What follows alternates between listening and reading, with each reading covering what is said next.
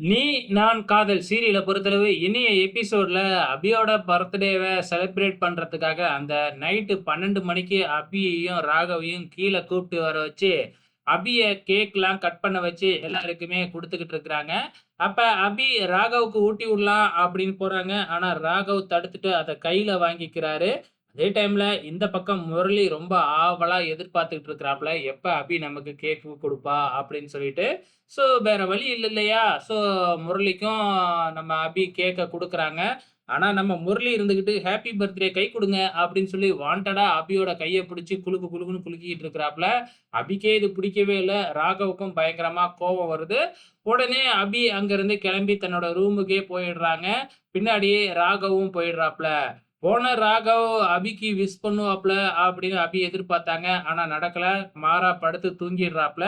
மறுநாள் காலையில குளிக்க போறாங்க. 2 பேருமே அட் எ டைம்ல உள்ளார போறதுக்கு ட்ரை பண்ணிக்கிட்டு இருக்கிறாங்க. அப்ப 2 பேத்துக்குமே வாக்குவாதம் வருது. நான் தான் ஃபர்ஸ்ட்டு குளிப்பேன், நான் தான் ஃபர்ஸ்ட்டு குளிப்பேன் அப்படின்னு சொல்லிட்டு. அபி பாட்டி குடுத்த புடவைய வேறயா கையிலேயே வச்சிருக்கிறாங்க. ஸோ நம்ம முரளி ஒரு புடவ குடுத்தாப்ல இல்லையா? சுந்தரி கிட்ட குடுத்து எப்படியாச்சும் இத அபிக்கு குடுத்துறணும். பிறந்த நாளுக்கு இத அவ தான் கட்டணும் அப்படிங்கிற மாதிரி சொல்லியிருந்தாப்ல இல்லையா? நம்ம சுந்தரி பாட்டி கிட்ட குடுத்து எப்படியோ குடுக்க வச்சுட்டாங்க. ஸோ அந்த புடவைய தான் எடுத்துக்கிட்டு குளிக்கலாம்னு நம்ம அபி போறாங்க. ஆனா, அங்க நடக்கிற சண்டையில வந்து புடவ ஆணியில மாட்டி கிழிஞ்சிடுது. இதுக்கப்புறம் அந்த புடவைய கட்ட முடியாது இல்லையா? தூக்கி போட்டர்றாங்க. அதுக்கப்புறம் நீங்க உங்களால தான் இந்த புடவ கிழிஞ்சது. அதனால நீங்களே ஒரு புடவ போய் பீரோல எடுத்துட்டு வாங்க அப்படின்னு ராகவ் கிட்ட சொல்ல, ராகவும் ஒரு சூப்பரான புடவைய எடுத்துட்டு வந்து அபி கிட்ட குடுக்குறாப்ல. ஃபைனலா நம்ம ராகவ் தாங்க முதல்ல குளிக்க போறாப்ல.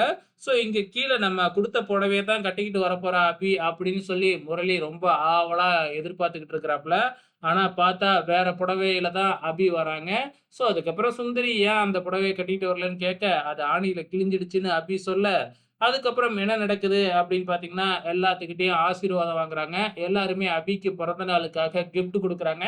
நம்ம அனு வந்து பார்த்தீங்கன்னா, ஒரு சூப்பரான ஒரு பாயாசத்த செஞ்சுகிட்டு வந்து அபிக்கு ஊட்டி விடுறாங்க. அந்த நேரம் பார்த்து சுந்தரி வாய வச்சுக்கிட்டு சும்மா இல்லாம, "ஓ! இப்படி விதவிதமா சமைச்சு சாப்பிக்கிறதுக்கு தான் இங்க வந்தீங்களா?"